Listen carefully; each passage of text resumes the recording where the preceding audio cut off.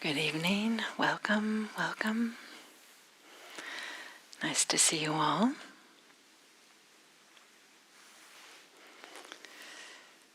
Last week I had the great opportunity to go for a hike down off Skyline Boulevard, maybe you guys know. And it was just quite something. It was walking on the ridge and like looking down into Silicon Valley, like, oh, look, there's that place and that place. And then walking a little bit further and seeing like, wow, look at the fog coming in off of the Pacific. It was just beautiful. It was just so beautiful. And this was a park, that's freely offered. Just drive up, park your car, put your shoes on, off you go.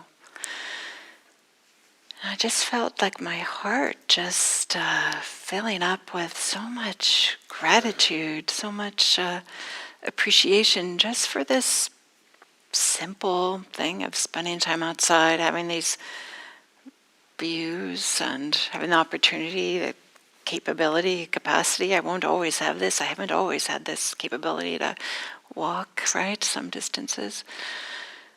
And just this recognition that the fullness of the heart, of the appreciation and maybe the nourishment in some kind of way of the beauty, just created the conditions in which there could be something else. Like it stayed with me for quite some time, just this feeling of being filled up, like, not needing anything more. So it's with that as a little bit of a backdrop that kind of like chose what I'm going to talk about tonight. And also with this recognition that, that I'm offering one little piece of the Dharma, one little angle in. There could be another time in which I'm approaching it from a different place, with a different emphasis and different pointings. Maybe I'll do that next week. I don't know. We'll see. But to start us off, I'd like to read a poem by Rosemerry Trommer, of course, right? For those of you who've been here a while, you know that I really appreciate her poems. And I'm interpreting this poem that she wrote after meditating out in nature. And part of what she's talking about here. And the title of this poem is On a Day When Stillness Seems Possible. Again, this is by Rosemerry Trommer. On a day when stillness seems possible, and the river is a long white stroke of roiling and continuous surge, and the grass, gone to seed, wavers in the wind, then stills, wavers, then stills, and the swallows spiral, the leaf shadows spangle, and the ants braid a path across the stones. But I rhyme today with the cottonwood trunks, my own body unmoving in the breeze. It feels good in this moment to be more tree than cloud, more silence than song. So easily the stillness opens me, softens me. How simple, really, to do nothing. How is it I so often resist? There is no in me now. I do not notice it. Stillness has made a home in me, and there seems to be nothing the stillness refuses. Come, it seems to say, there's room here for everything. It opens me wider. The world rushes in.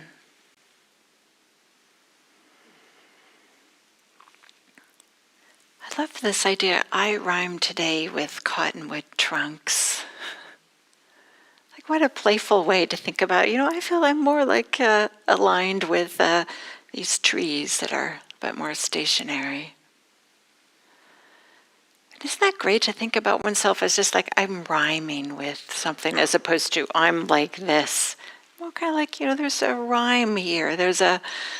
Might rhyme with a whole number of things, but right now there's maybe kind of like an alignment with. And then this idea, stillness has made a home in me, and there seems to be nothing the stillness refuses. Come, it seems to say, there's room here for everything. So this idea that there can be some settling, some stillness, some quiet. And this quiet is not from barricading oneself, separating oneself, tucking oneself away, from anything that might be disturbing. Instead, the stillness is saying, yeah, the stillness is here. Doesn't matter what's coming. Doesn't matter what's being experienced. There can still be this stability and steadiness that allows the world, that is with the world, not pushing it away, not demanding that it be different. She says there's not a no inside, but instead just allowing some settledness. So there's this way, maybe you've encountered this, that with meditation, there can be these moments of some of this stillness, and I might call this some contentment, some sense of that we don't have to change anything right now. We don't have to express anything right now. We don't have to run away from anything right now. We don't even have to assign some special meaning to the experience. We can just be with what's being experienced. And with some stillness, we can let things be. So this idea of contentment, this feeling that everything is okay, sense that things don't need to change right now. And it's maybe this contentment is without this agitation of needing more and more and more. And without the agitation of, oh no, things have to be different. This isn't good enough. This is inadequate. This is insufficient. This is not good enough. Sometimes the sense of agitation may be subtle, and sometimes it might be obvious that we experience in our daily lives or that we experience in meditation. In the same way, contentment might be subtle. It might be just a small little corner of our experience, or it might be obvious. If you happen to have the good fortune to be out for a hike and seeing some views and feeling your just heart being filled up with appreciation. Or whatever it is might be for you. Maybe it is a meditation session that allows some of this stillness to be experienced. This whole idea, though, of contentment, for some people this idea is actually kind of a dangerous idea. Because there can be this way in which we think, well, if there's any contentment, then that must undermine any effort to make things better. And then there would just be this passivity, there would be this way in which we would just sit around and eat bonbons or something all day. This type of thing. There's this way that we might feel like, well, if there's some contentment, then we won't be out there fighting the good fight. We won't be out there working with the terrible oppression and tyranny, injustice. Right? This stuff is out there. We see it. And so people feel like, no, there can't be any contentment because then people will just allow the status quo to get worse and worse and worse.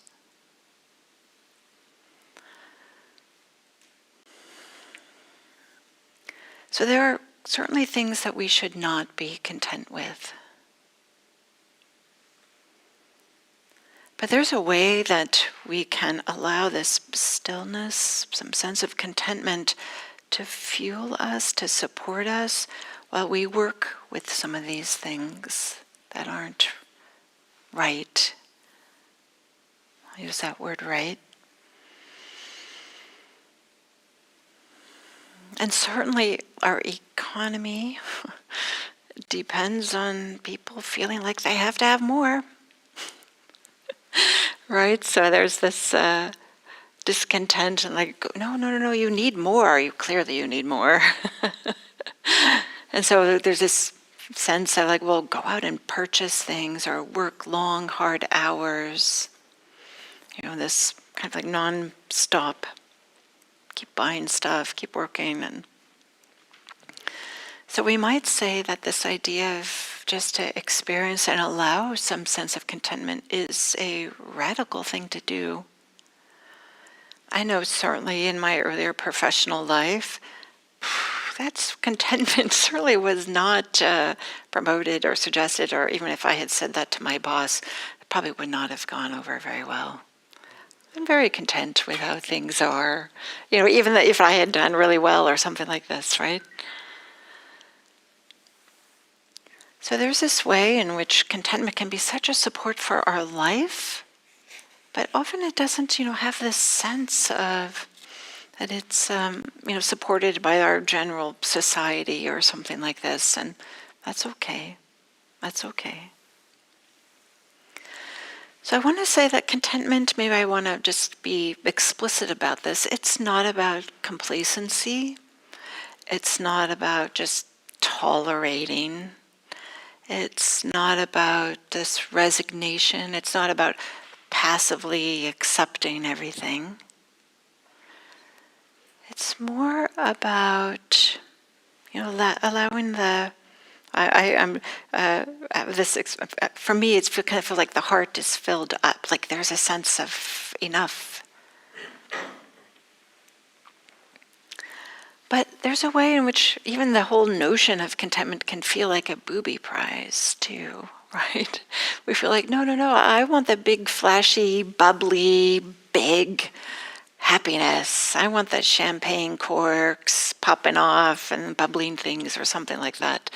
And if you have that idea, then contentment doesn't sound very interesting at all.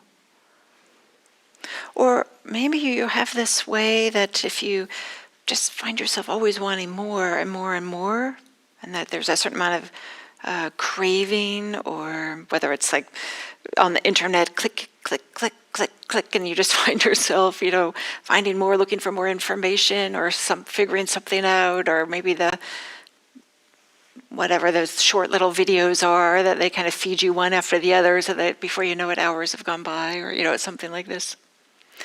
If you have that kind of idea of like, no, I like this more and getting stimulated so much, then contentment, that's just the idea of it could feel horrifying, right? Because it's not about that. Or maybe you have this way of that showing up where you feel like complaining or grumbling or things, aren't this way. I didn't realize I used to be a person that complained a lot. I didn't recognize this. I don't complain so much now, but I just thought that was what people did. I mean, I don't know. I just thought I don't know what I thought actually. I just complained a lot. Things were never quite right. And if you have this idea, or if this is your way of showing up, then this whole idea of contentment also, it just feels like, I don't know, like you're failing in some kind of way or something like this. And then maybe I'll also say, if we're filled with aversion to others, there's a way in which contentment can feel like, no, I can't feel content Because then there's a way, it kind of feels like I'm letting them get away with something. Like my agitation is somehow affecting them, which, of course it doesn't logically when we think about it. But there can be this way, no. If I experience contentment, somehow I'm just not being loyal to my aversion to an individual or something like this. And often we're just not recognizing the toll that takes on us, how taxing it is to always be agitated. So contentment is related with happiness. We could say it's a version of happiness. We could say, but happiness in the usual parlance, not the Buddhist way we might talk about it, but again, out there what the media might say, or magazines or social media or something like this might say, that happiness is a lot about getting what you want. Whereas we would say contentment is more about the not wanting. So it's more like this shift in this perspective. Whereas you might say happiness is more like a shift in ownership, that you now have something that you didn't have, or you got rid of something that you didn't want, or something like this. So there's this way in which contentment is this absence of craving, this absence of things needing to be different.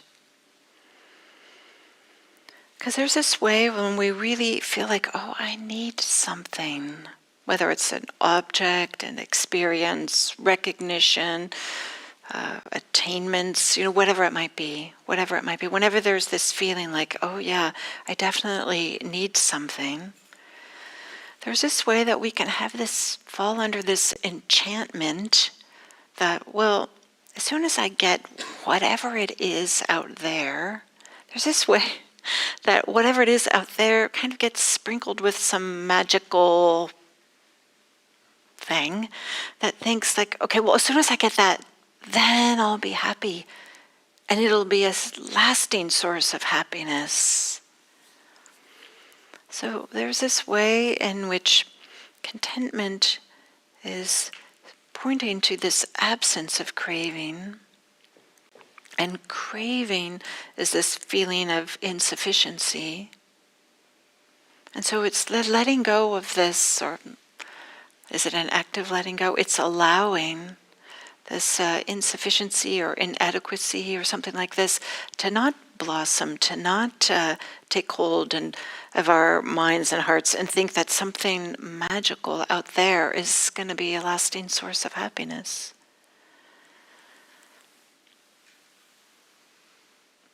I mean, I've said this before, if there were things out there that were lasting sources of happiness, you would not be here on a Monday night at a meditation center. You would be happily with whatever it was that brought you the lasting source of happiness, right? But there's a way in which we kind of forget this. Okay, well, just the next thing is going to work. So this idea of contentment, as I was kind of like alluding to earlier, this practice is not just about to just be content with everything, but it's about having a wise relationship between contentment and discontentment. If we want to say that there is a time for contentment, and there's also maybe a time for, we could say, some wise discontentment, and that is to be with our suffering, to notice, oh yeah, there are difficulties. Some of them are subtle, some of them are obvious, some of them are really quiet, and we don't even notice them until maybe there's a certain amount of stillness. Maybe we don't notice them until we are rhyming with a cottonwood tree, and then we start to feel some of that agitation. So there are definitely times to be actively addressing some of our suffering. actively addressing some of our craving, actively addressing some of our attachments or clingings or sorrows or some of the unfinished business of the heart. We're not pretending that that doesn't exist, and I do want to acknowledge, right, that there is a time to actively acknowledge and work with and be with some of this discontent. And is there a way that maybe we could say, can we be content that here we're offering a practice in which we can do that, which we can be with some of the difficulties? Mindfulness. And mindfulness is part of the Eightfold Path, which can help find us, support this way to more and more ease, more and more freedom.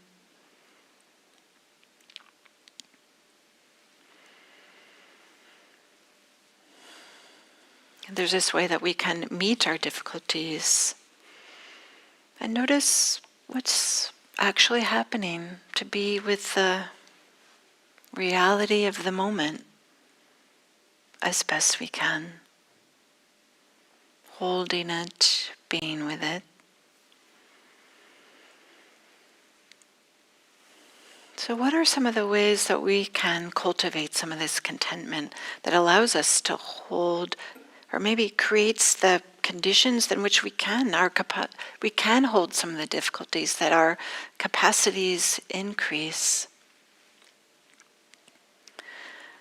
One way we can do this is during meditation or just in our daily life.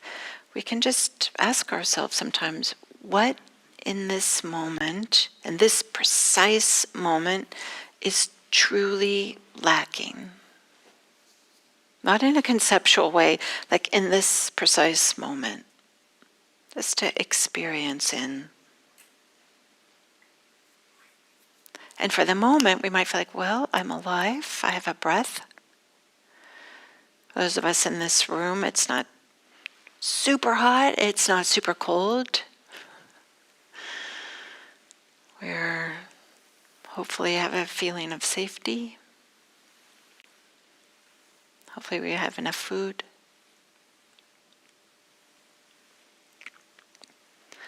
So this way of inquiring, well, what is it that we really need? What do we sense that we're lacking, if anything? And what do we feel like we need? Can we do with less? Can it be okay to have less? Sometimes we might have less. Can that be okay? Can we honor our commitments to non-harming? Not harming ourselves, not harming others. Sometimes with craving, it creates the conditions in which there can be harming, in subtle ways and obvious ways. So it's not a personal failing when we have craving, when we recognize, yeah, I guess there isn't anything that I technically lack, but I still want more chocolate brownies, whatever it might be. It's part of our conditioning, like as I was saying earlier, to really have this sense of, you need more. And so we can just recognize that often this feeling of needing more, we don't have to take it personally.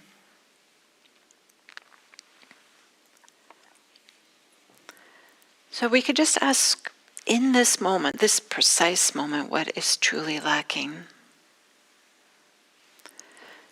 We can also explore, when do you feel the least content? When is it? What are the conditions in which you're feeling kind of the absence of contentment? Maybe when you're in a hurry? Or maybe when you're on a spending spree, or that can be easy as click, click, click, or it can be like, impulse buy near the cashier. Oh, I already spent this much money. I might as well buy this. Oh, wow, look at this. Okay, I'll put this in the basket as well, or whatever. when do you feel like the least content? When do you feel that like you need the more and more?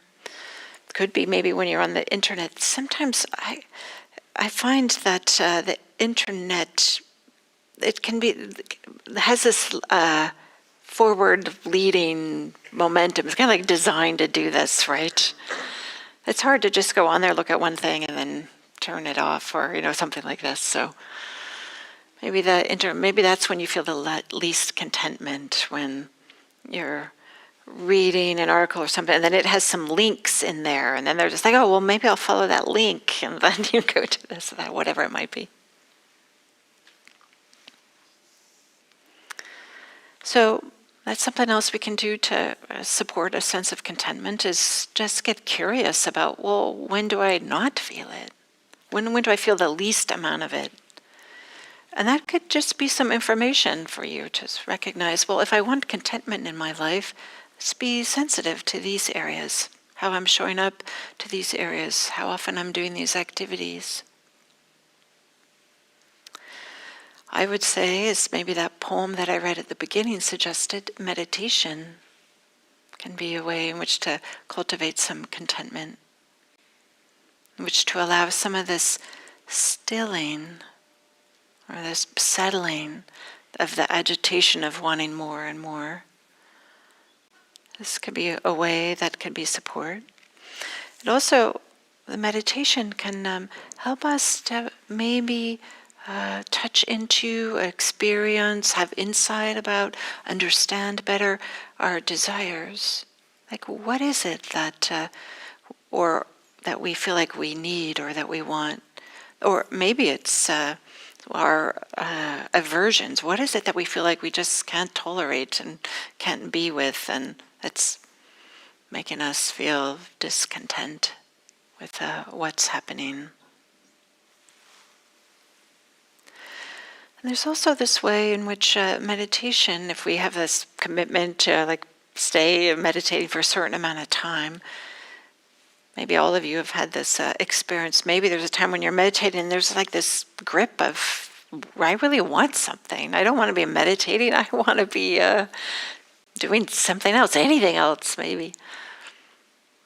There's this way in which we have this commitment, like, no, I'm going to wait until the timer goes off or the bell rings or whatever it might be.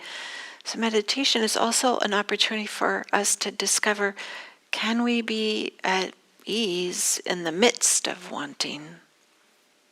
In the midst of, craving, really a lot of desire, a lot of wanting is here. And it feels like this. It feels like maybe like a leaning forward in the body, you might say, or maybe there's the mind starts to have a real focus away from the present moment experience and more on like the object, like, oh yeah, as soon as I get this thing, or I do this thing, or it's all about something that's going to happen in the future, and you're kind of like disconnected from what's happening right now. So meditation is a way in which you can start to notice that, where there's this movement towards just thinking about the future.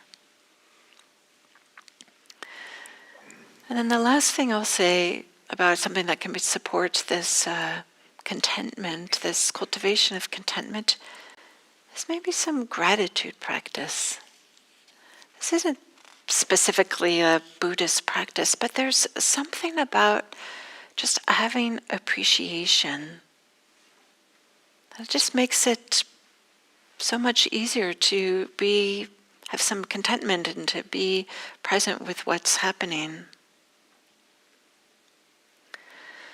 So there's this way in which maybe to appreciate the good things that others have done for you, that you have benefited from. For some people, they keep a gratitude journal.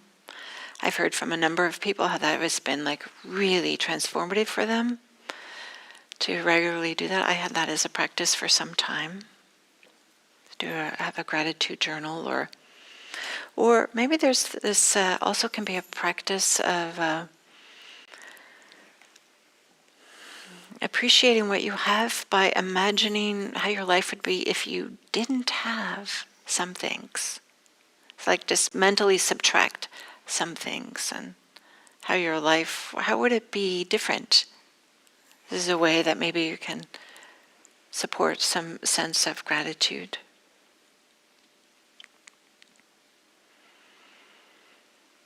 And then maybe it's also can be helpful for gratitude is maybe to acknowledge and honor and respect some of the difficulties you've had in your life too.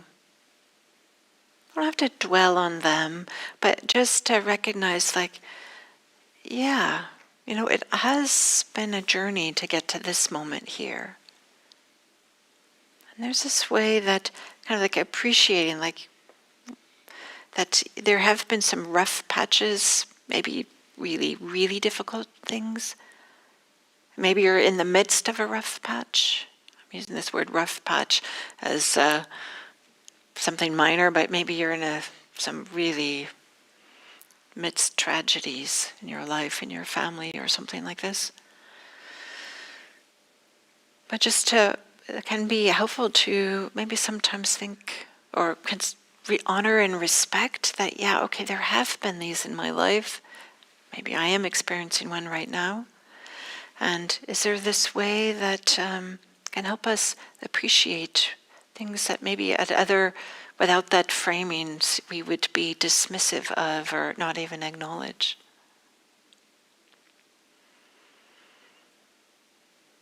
Food is an obvious one. If there have been times when there weren't enough food. And then when you do have food, you just appreciate it. Like, it's quite something if you had times when there wasn't food. So I think I'll end with reading this poem again. It's called On a Day When Stillness Seems Possible by Rosemerry Trommer. On a day when stillness seems possible, and the river is a long white stroke of roiling and continuous surge, and the grass, gone to seed, wavers in the wind, then stills, wavers, then stills, and the swallows spiral, the leaf shadows spangle, and the ants braid a path across the stones. But I rhyme today with the cottonwood trunks, my own body unmoving in the breeze. It feels good in this moment to be more tree than cloud, more silence than song. So easily the stillness opens me, softens me. How simple, really, to do nothing. How is it I so often resist? If there is a no in me now, I do not notice it. Stillness has made a home in me, and there seems to be nothing the stillness refuses. Come, it seems to say, there is room here for everything. It opens me wider. The world rushes in. Thank you. I'll open it up to some comments and questions on this idea of contentment.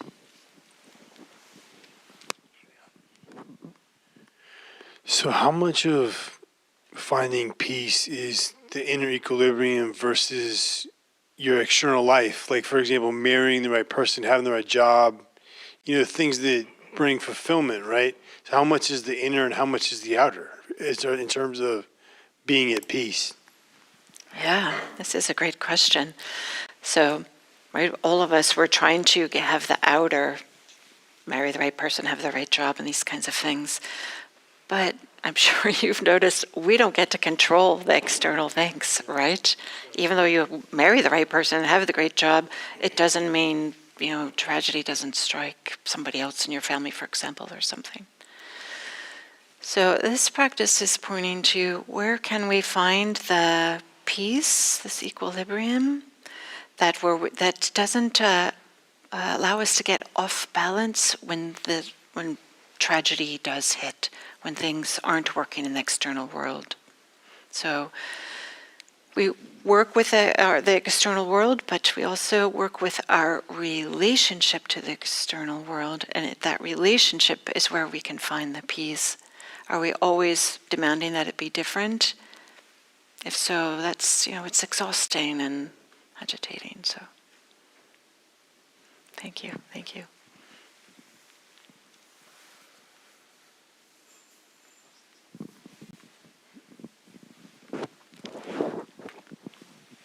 You mentioned how you used to complain a lot. I remember a time when I got angry a lot. And I would not have said I was an angry person. I would have thought just the opposite. And then if I got so angry that I couldn't deny it, I still diffused it by saying, or discounted it by saying, well, of course I'm angry. These people over here are behaving like that. Of course I'm angry. I didn't understand. Yeah, right? It takes this self-understanding is such a big part of practice too, right? These things that we understand about ourselves. And it's not, I think it might have been Gil I heard say once, it's a self-understanding. And then these things that we understand about ourselves is rarely good news. It's like we have this version of ourselves and then realize, oh yeah, like I didn't think I was a complainer. I realized, oh yeah, I'm complaining a lot. It wasn't until somebody pointed it out to me, I realized, oh wow, you're right. So. And when they pointed it out, did you say, oh yeah, you're right, or did you No. resist? I complained. Of course I'm complaining, because this isn't right and that isn't right? Yeah. Thank you. Thank you, Bill.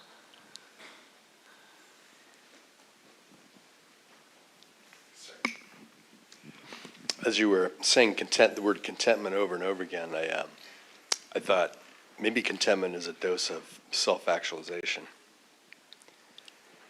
And, as you're younger, maybe you're content, not as much as you are when you get older, hopefully. Hopefully the path will take you to a place where when you're older, you can feel more content and perhaps self-actualized. Just a thought I had. I see. And Stan, I missed the verb, so contentment and self-actualization, but I missed what you were saying. I think that they're synonymous, Oh. so to speak. Yeah. A dose, I think I said a dose of. Contentment is a dose of self-actualization. Oh. So you think like maybe with maturity and some...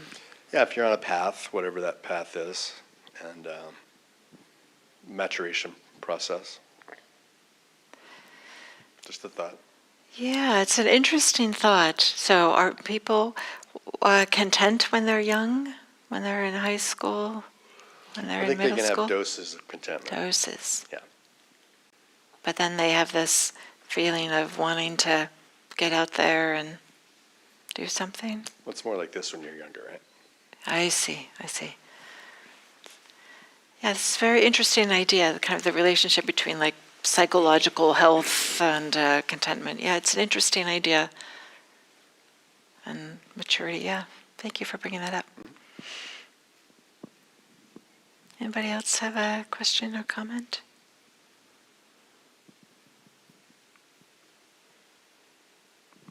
Thank you. Just thank you. Yeah, thank you.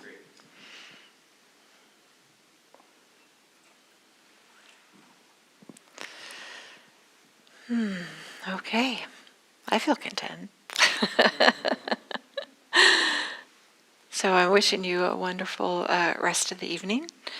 And if you'd like, you're welcome to come up here and talk to me afterwards here. And drive home safely. Thank you.